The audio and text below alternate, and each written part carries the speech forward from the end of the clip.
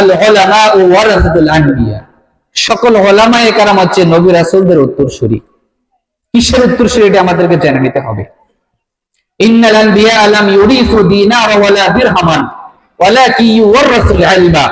উলামায়ে কেরামকে নবী রাসূল, সাহাবায়ে কেরাম, তাবেঈন, তাবেঈন তারা দুনিয়ার কোনো ধন সম্পদ, অর্থ করি, স্বর্ণ গহনার উত্তরসূরি বানিয়ে যায় নাই। তারা বানিয়ে গিয়েছেন ওয়া ইন্নামা ওয়ারাসুল ইলমা, যে কোরআন এবং সুন্নাহ যেভাবে নবী রাসূলেরা সারা পৃথিবীর মানুষদের ধারে ধারে কানে কানে পৌঁছে দিয়েছিল, তারা ঠিক তেমনি ভাবে মানুষের কাছে সেই কোরআনের বাণী প্রকাশ করবে। ফামান আখাযা ওয়া আখাযা বিহাউযিন ওয়াফির, যে ব্যক্তি এই কোরআন এবং সুন্নাহকে গ্রহণ করলো সে যেন জান্নাতি মনিমুক্তাকে গ্রহণ করলো। চিৎকার করে বলেন না আল্লাহু আকবার। কিন্তু আমরা লক্ষ্য করলে দেখি, আপনি আপনার বিবেক এবং মনুষ্যত্বকে প্রশ্ন করে দেখেন, সারা পৃথিবীতে এমন অনেক আলেম রয়েছে যে আলেম মাহফিলের দাওয়াত নেওয়ার সময় তার বিকাশ অ্যাকাউন্টে অর্ধেক টাকা পেমেন্ট করতে হয়, এমন আলেম বাংলাদেশে আছে নাকি নাই?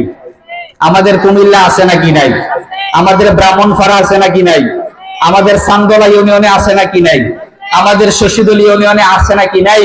ফামান আখাযা ওয়া আখাযা বিহাউযিন ওয়াফির, যেই ব্যক্তি নবী রাসূলদের উত্তরসূরি হয়ে কোরআন এবং হাদিসকে বুকে লালন করলো, দুনিয়াদারি ছেড়ে দিল, তারাই হচ্ছেন সত্যিকারের উলামা। কথা ঠিক কিনা বলেন?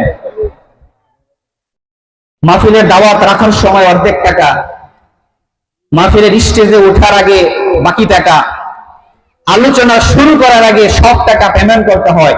এই সমস্ত উলামায়ে কেরাম হচ্ছে বাদশাহ আকবরের দরবারের সে আবুল ফজলের মতো দুনিয়াদারি আলেম, যারা সরকারের কাছে, স্বৈরাচারের কাছে তাদের মাথাকে বিক্রি করে দিত।